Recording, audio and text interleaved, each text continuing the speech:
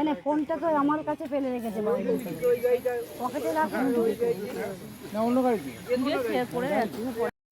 আমরা এই চান করে এলাম, এখন আমরা আছি দেবকুণ্ডতে। এখন মা এই যে মা চান করে এলো, আমরা এখন আছি দেবকুণ্ডু। এই যে বাবা বসে আছে, দিদি বসে আছে। লাঞ্চ ব্রেকফাস্টে কি খেলা? ব্রেকফাস্টে হলো কেক, কলা, মিষ্টি। আর লাঞ্চে কি হবে? লাঞ্চে হবে ডিমের কারি, ডাল, আলু চিপস। হ্যাঁ, এখন এখন কোথায় এসছো? দেবকুণ্ডু। হ্যাঁ, এই যে আমরা এখন ঘুরবো। এই যে মা বসে আছে। এখন আমরা দেবকুণ্ডতে যাচ্ছি, সাইড সিনে যাচ্ছি গাড়ি করে সবাই।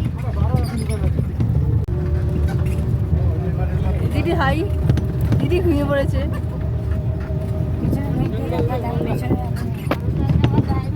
এটা তো মজা লাগছে।